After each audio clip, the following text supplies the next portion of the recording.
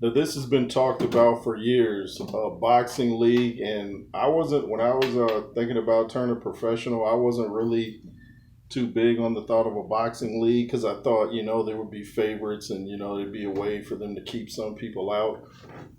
That's kind of the thing I like about boxing over other sports is you can kind of just come out of nowhere and make it big. But now if there's a league, it'll be a little harder to make it to the top. So there's pros and cons to it. It's great that you'll see the best fighting the best, but there's a downside to it. Like I said, it'll be harder for the guys just coming out of the small boxing clubs to make it to the big lights, the big stage fights. It'll be hard for that. And when I say stage, I don't mean fixed. But like I said, the good thing about it, it'll be like the best fighting the best, kind of like in the UFC. Of course, you hear Dana White and Mr. Turkey have signed a contract. Of course, Mr. Suleiman from the WBC is not too fond of it because it's like they're kind of pushing him out and they're kind of getting rid of the sanctioning bodies and they'll have their own Ring Magazine belt, which is, I'm kind of for that because these IBF and all these dudes, I'm not big fans of how they do business. So that's the good thing about it is you kind of weed these guys out. But what about all the guys in the rankings now? Do they fall in Mr. Turkey's top 10? Will they be, regarded as high as they were in these sanctioning bodies? It's kind of hard to tell.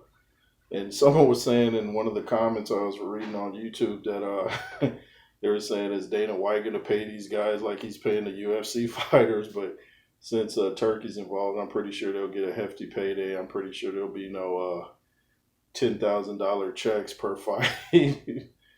But, we got a boxing league. I know Dana White's been talking about getting involved in boxing for years. That was his first interest, was boxing.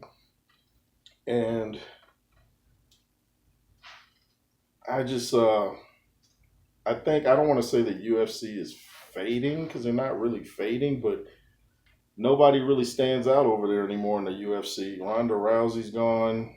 John Jones is so dominant. There's really nobody for him to fight except that what's his name, that Aspirin guy, or I forget his name, the British dude. But I don't see him beating John Jones.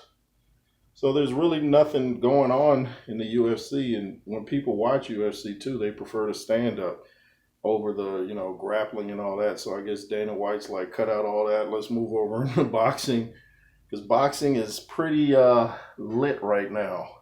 It's pretty lit. I just want to see who's put in the rankings, like who's going to fight who first, who's in the top 10.